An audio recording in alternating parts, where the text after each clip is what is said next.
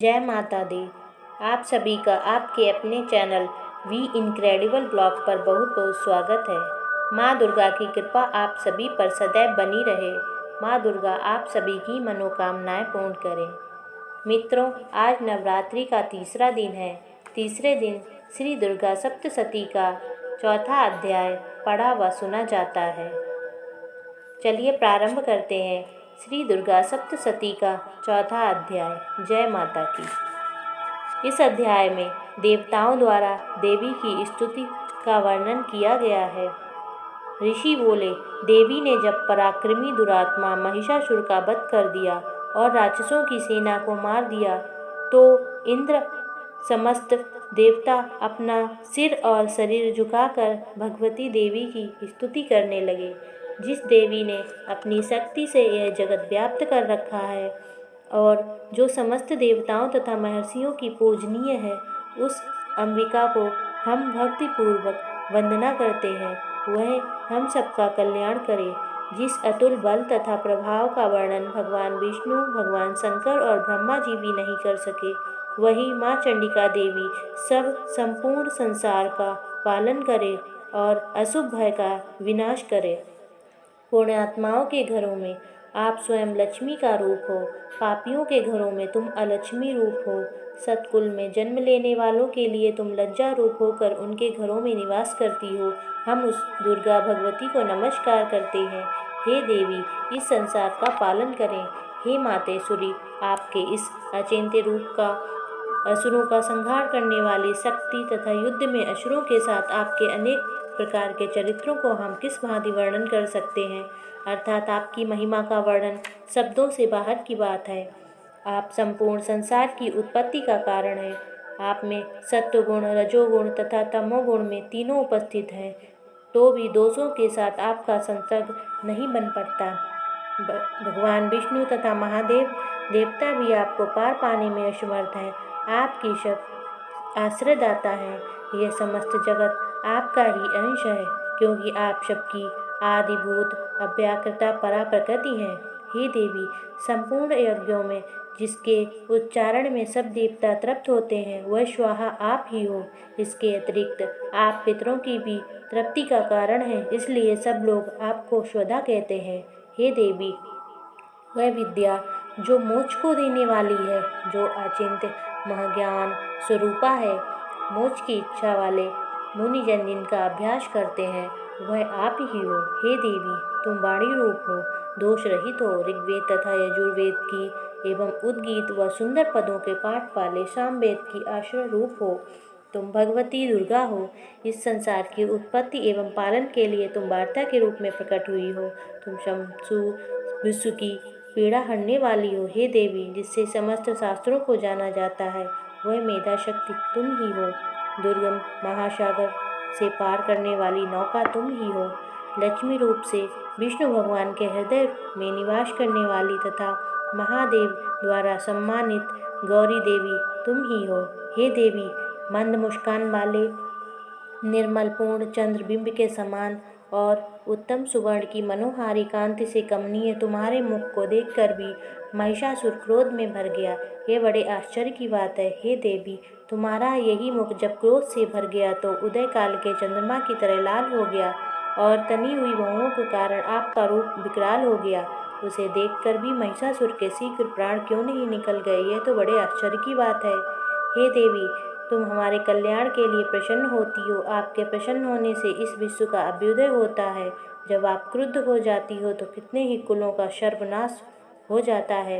यह हमें अभी अभी पता हुआ है, जब तुमने महिषासुर की विशाल सेना को देखते ही मार गिराया। हे देवी, आप उन्नति को देने वाली हो। आप जिस पर प्रसन्न होती हो, वह सभी जगह मान सम्मान पाते हैं। उन्हें ही धन यश वैभव मिलता है। वे अपने धर्म का पालन करते हैं, वह ही रक्षित होते हैं। वह ही अपनी पत्नी, अपने बच्चों तथा संबंधियों के साथ प्रसन्नता पूर्वक रहते हैं। हे देवी, आपकी दया मेहर से ही अत्यंत आदृत पूर्णात्मा पुरुष अपने धर्म संबंधी कार्य प्रतिदिन करते हैं। आपकी कृपा से ही उन्हें स्वर्ग लाभ मिलता है। इसी कारण आप तीनों लोकों में फल देने वाली मानी जाती हैं।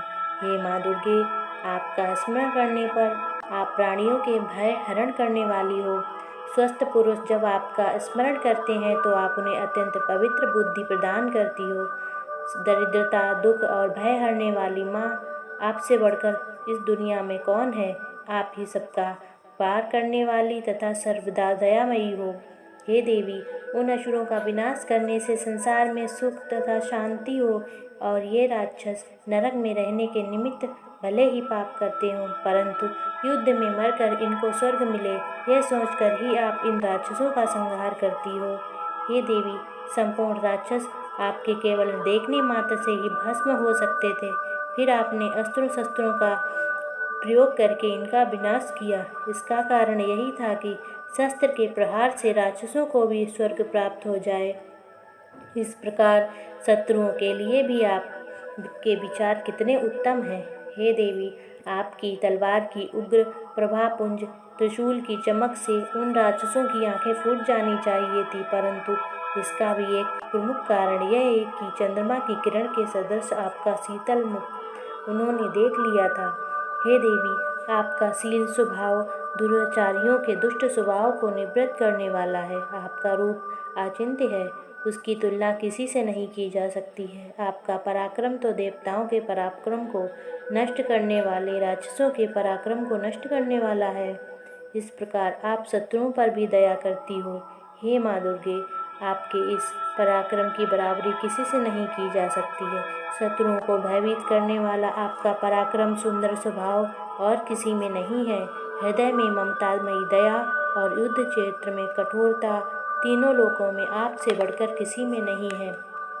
हे देवी, युद्ध क्षेत्र में शत्रुओं को मारकर तुमने उन्हें स्वर्गलोक में स्थान प्रदान किया। इस तरह आपने तीनों लोकों की रक्षा की है तथा उन उन्मत्त राक्षसों से जो हमें भय था उसको भी दूर किया है। अतः आपको हमारा बारंबार नमस्कार है। हे देवी, त्रिशूल से हमारी रक्षा करो। हे अंबिके, तलवार से हमारी रक्षा करो तथा घंटे की ध्वनि और धनुष की टंकार से हमारी रक्षा करो। हे देवी दुर्गा, चारों दिशाओं उत्तर, दक्षिण, पूर्व और पश्चिम में अपने त्रिशूल को घुमाकर हमारी रक्षा करो।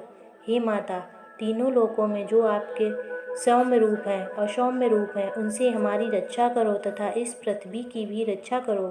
हे माँ अंबिके, आपके हाथों में जो खड्ग, शूल, गदा आदि शस्त्र हैं, उनके द्वारा हमारी रक्षा करो। ऋषि बोले। इस प्रकार सब देवताओं ने माता भगवती की स्तुति की और नंदन मन के पुष्पों तथा गंध अनुलेपनों के द्वारा उनका पूजन किया। सभी देवताओं ने भक्तिपूर्वक दिव्य दीप धूपों द्वारा अर्चना की, फिर प्रणाम करने लगे। तब देवी दुर्गा प्रसन्न होकर उन देवताओं से बोली, हे देवताओं, तुम सब लोग जिस वस्तु की अभिलाषा रखते हो वह वस्तु मुझसे मांग लो। देवतागण बोले, भगवती ने हमारी सब इच्छाएं पूर्ण कर दी हैं, अब हमें कुछ नहीं चाहिए। हमारा शत्रु महिषासुर मर गया है। हे महेश्वरी, इतने पर यदि आप हमें कुछ और वर देना चाहती ही हैं तो जब जब हम आपको स्मरण करें तब तब आप हमें दर्शन देकर हम लोगों के महान संकट दूर कर दिया करें। हे मातेश्वरी देवी, जो भी मनुष्य इन स्तुतियों द्वारा आपकी स्तुति करे उसे वित्त, समृद्धि तथा वैभव देने के साथ ही उसका धन और स्त्री आदि संपत्ति को बढ़ाने के लिए आप सदा उन पर प्रसन्न रहें। ऋषि बोले, हे राजन, देवताओं ने जब संसार के लिए अपने लिए इस भांति प्रश्न किया तो देवी तथास्तु कहकर अंतर्ध्यान हो गई। हे राजा, जिस प्रकार तीनों लोकों का हित चाहने वाली वह माँ भगवती देवी देवताओं के शरीर से उत्पन्न हुई थी, वह सारा वृत्तांत मैंने तुमसे कह दिया है। इसके पश्चात दुष्ट असुरों तथा शुंभ निशुंभ का वध करने के लिए तथा संसार की रक्षा के लिए और देवताओं की रक्षा के लिए देवी उत्पन्न हुई थी। वह सब कथा मैंने आपको सुनाई, इसलिए तुम ध्यान से सुनो। बोलो जय माता दी। श्री दुर्गा सप्तशती का चौथा अध्याय समाप्त। अगला अध्याय सुनने के लिए हमारे चैनल पर जाकर पूरा 13 अध्याय देख सकते हैं। अगर आपको ये वीडियो पसंद आए तो वीडियो को लाइक करके हमारे चैनल को सब्सक्राइब अवश्य करें। जय माता दी।